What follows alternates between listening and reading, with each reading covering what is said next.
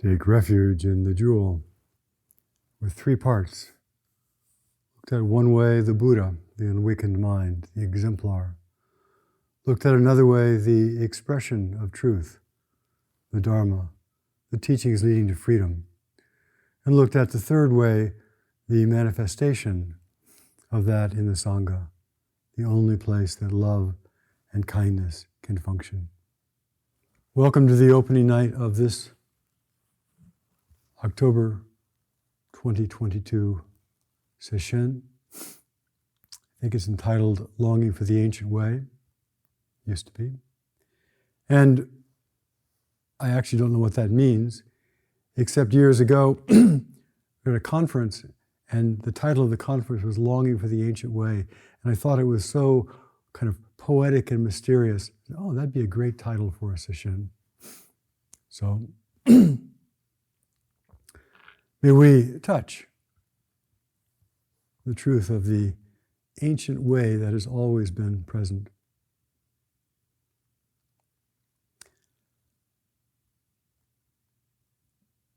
Now, it's nice as we begin this sesshin to clarify, to reiterate the purpose of sesshin, at least one of the views of it. And in essence, it is to experience and to recognize our truest, most honest, foundational nature, so that we can function in the world in a way that is skillful and beneficial. And in the Buddhist tradition, that's called bodhicitta, the aspiration for awakening for the sake of all beings. And in a way, this is the easiest thing in the world, is to see our true nature. Easiest thing in the world, because you open your eyes, right there. You feel your skin, right there. You hear a sound, right there. You move, right there. But it's also the hardest. Literally, it's also one of the most, if not the most difficult thing to see clearly, despite how obvious and present it is. To see things as they are, to see the reality that is the depth and inclusive nature of this moment, means that all of the energies of the world, of us, are also included, are part of that. And the skillful, the neutral, the unskillful flavors and energies all pass through. And that is, at one level, the way things are. But because of our cultural, our familial, our developmental, our karmic backgrounds, our reasons, our history, we have inadvertently lost sight of the flowing nature of the inclusive mind. Forgotten the experience of our true nature. We've forgotten the experience of the whole, complete nature of this dreamlike world. We've forgotten, we've lost track of our intertwined connection, our intertwined being with others. And we have lost track of these because we have clutched onto our false ideas of ourselves and the world. And part of sesshin is to examine these, not to get rid of them, not to make something go away, but to see what is true. And in seeing what is true, it no longer grips us. When we recognize a dream is a dream, the contents of the dream become less compelling. the false ideas that we have about ourselves, the nature of the world, false ideas create friction, create extra hardship, create dukkha, and make it more and more difficult to actually feel deeply alive and to function in a way that is skillful. The friction between reality and our mistaken notions, the friction between reality and our confused sense of the world, the friction between the nature of the world, true reality, and our personality is painful. And that very pain, that very friction is part of the aspiration for awakening, part of the aspiration to practice. And doing sesshin and looking directly at the nature of mind, looking directly at our challenges to that realization, we begin to see that our personality is significantly smaller and less important than we imagine it to be. That all of the stratagems that we have for enhancement and protection really don't matter much, don't amount to much. But we also, during sesshin, can see that our position in the world, our place in the field, is infinitely more vital and important than we recognize. So our personality is seen through, whereas our true nature, which is the foundation of life, becomes clear, obvious. So what are the false ideas? What are the ways that we obscure the truth? Or we occlude its movement through our minds? It's pretty straightforward. There's a sensation, a thought, or an experience, even something we have dreamed, a memory, which we don't like, which might be scary, which might be hard, which might be undesirable. And because it is undesirable, we pull away from it. We shrink. We block it away. We put on a little bit of armor. And it may be something that happened early in our life, or maybe a cultural remnant, or maybe an old karmic thread. But there is something that is not palatable, something that does not feel digestible, something that does not feel wholesome, something that feels like it's an obstacle and it's painful, and we retract from it. And we pull away from the direct experience of our own wholeness, and we block, we avoid that which we don't like. And traditionally, there are 5 ways that we block our own wholeness, called the 5 hindrances. And these are unskillful stratagems which we have adopted, which we have believed somehow will lead us to comfort and freedom, and yet have exactly the opposite effect. As Shantideva says, we all dislike suffering, and yet we cling to the causes of suffering. The 5 hindrances essentially are that we think what we're experiencing is not so good, and the mind begins imagining something more sensual, something more pleasant, something more comforting. We stop feeling what is and fall into the fantasy of sensual desire. Or we touch something in our life which we truly don't like, which perhaps scares us, and we avoid it by becoming angry, by pushing away, by judging. Or we touch something in our life which is scary and we flee, we run away from it. We don't want to know it. We avoid it.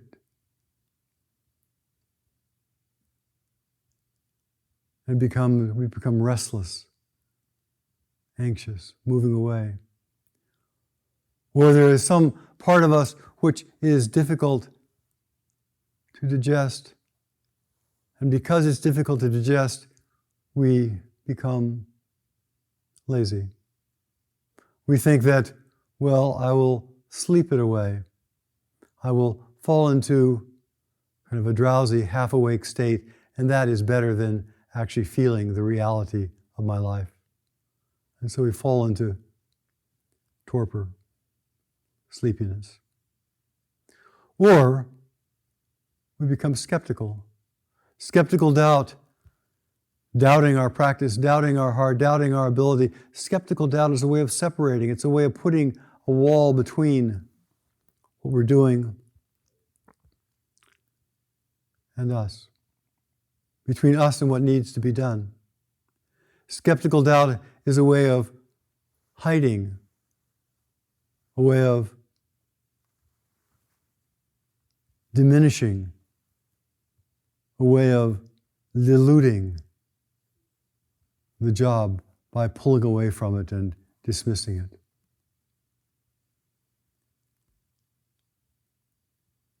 And because of our cultural baggage, our emotional and personal baggage, we have grasped a hold of these stratagems, and we somehow think that they are real, and they are doing us benefit, and they are helpful. In reality, they are part of the causes of suffering. These 5 hindrances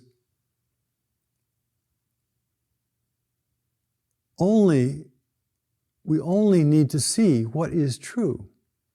They are not something to be gotten rid of. The getting rid of state of mind is a suffering-causing mind. And so, as we begin to meditate, as we begin to become intimate, as we begin to get close to our own direct experience, and we watch ourselves flicking away, we watch ourselves flitting away, we watch ourselves just skipping away, we watch ourselves not being comfortable being in our own skin, we can notice the habitual pattern. And then with patience, with mindfulness, with concentration, and with the acceptance that is the foundation of love, rather than give them credence, rather than to reify them, these 5 hindrances, rather than to stoke and pretend the reality is greater than it is, we become close to them. We move in, we touch, we become one with.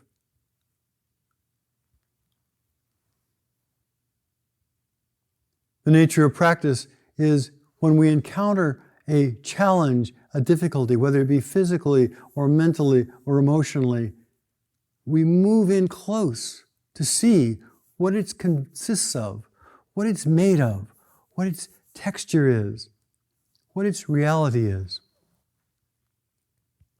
And in moving in close to our own experience with the intimate acceptance that is the foundation of love,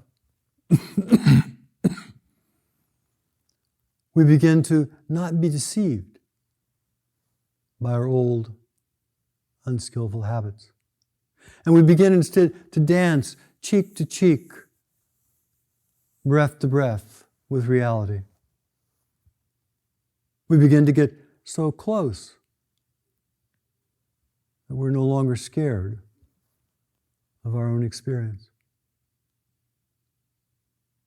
We come to Sesshin to see what is deeply true about ourselves and to do our best to embody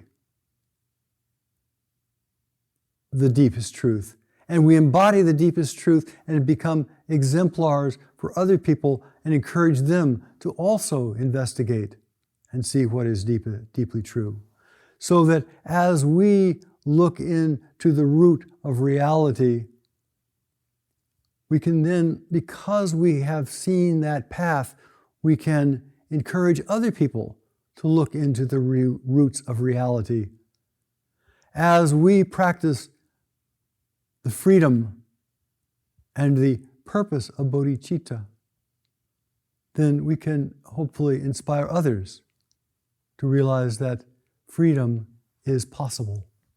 There are realms in this world where nobody understands that freedom is really possible. And yet, as we practice, we begin to realize and we begin to see directly that our circumstances do not dictate our experience.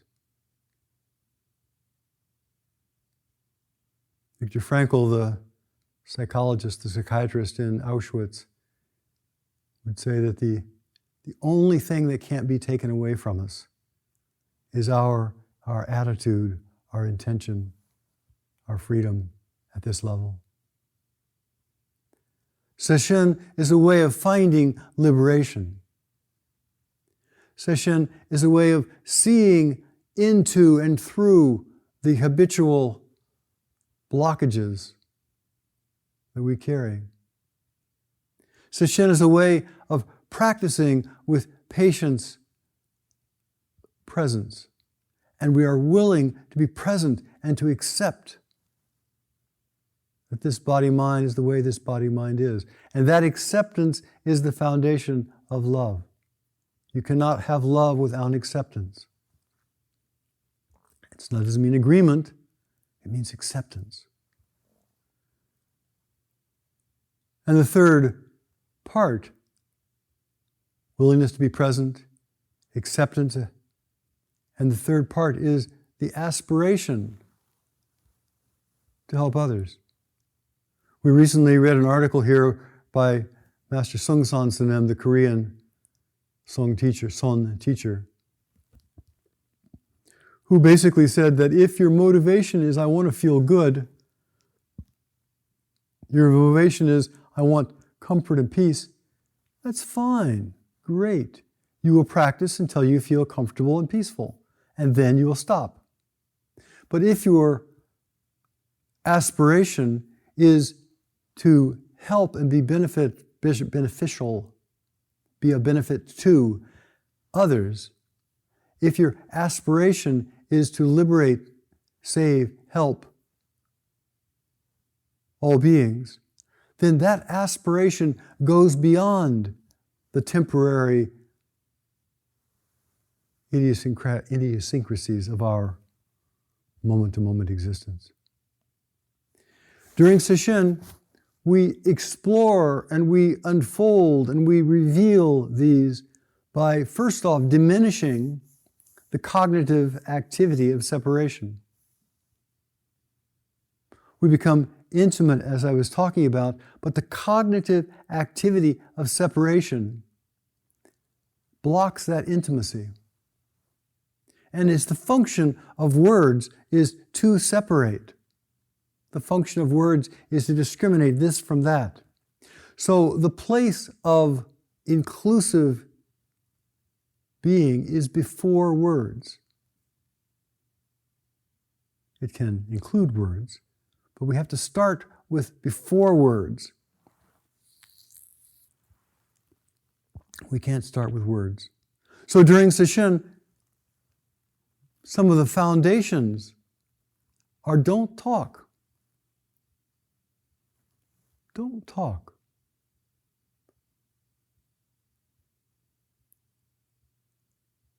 On the surface, it is a way for us to not fall into our usual habits of entertainment, discretion, entertainment and kind of rambling thoughts.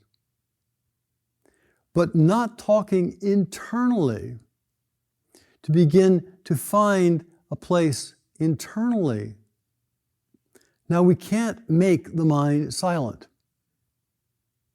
If we start trying to make the mind silent, that stirs things up. And the very idea of I got to make the mind silent, and the mind isn't silent, and why isn't my mind silent, and I should be more silent than this, and I'm not doing it right, is not productive. But we can discover a place of stillness, a place of silence. Your hands are not thinking, your legs are not thinking, your belly is not thinking. They just are. And so by going into the isness of our own breath, of our own body, going into the isness of our own breath, we take a step before the cognitive mind has sliced and diced. Don't talk. Discover the place that is not talking in your own heart.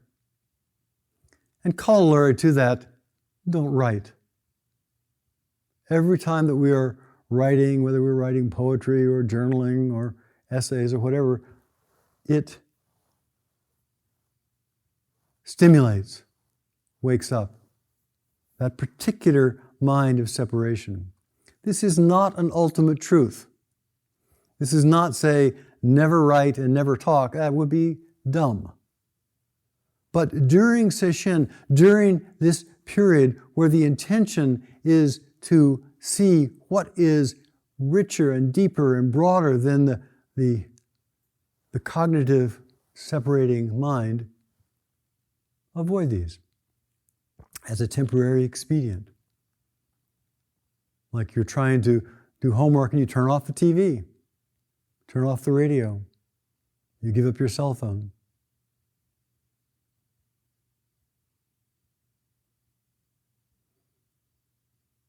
And another little aid to this is don't spend time looking into other people's faces.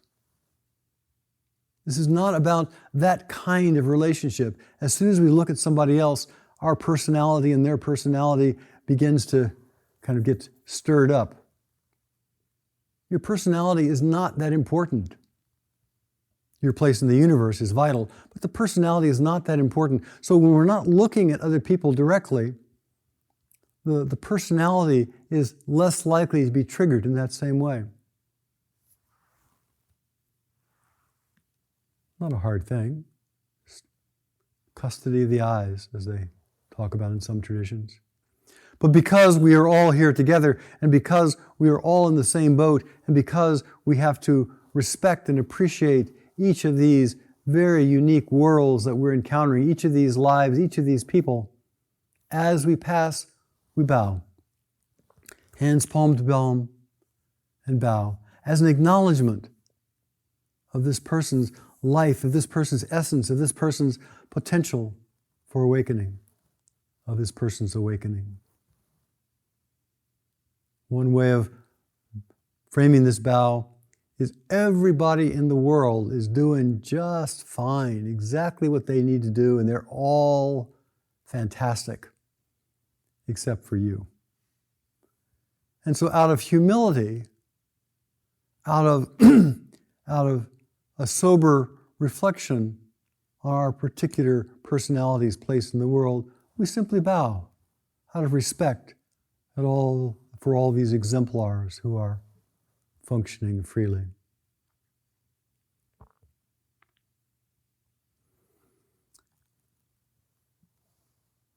Sesshin is not about being taught something. It's not dependent upon having a leader who then says, okay, I understand the Pali Canon, and if you understand the Pali Canon the same way I understand the Pali Canon, then you will be free. Rather, Sesshin is an opportunity for each person to do their own work, for each person to walk the path step by step by step. And the container and the leadership is only here to enable, to support, to help you in that endeavor, in that walking. Each of us is walking. Nobody can take a step in our place. Nobody can swallow a bite of food in our place. Nobody can breathe in our place. Nobody can practice and see the true nature of mind and find the source of acceptance and loving kindness in our life except for us. But please, have confidence. Have confidence in that which is already breathing you, that which is already seeing you, that which is already awake. Have confidence. And practice wholeheartedly. Practice assiduously. Practice completely through the ups and downs and the vicissitudes of this week. Have deep faith.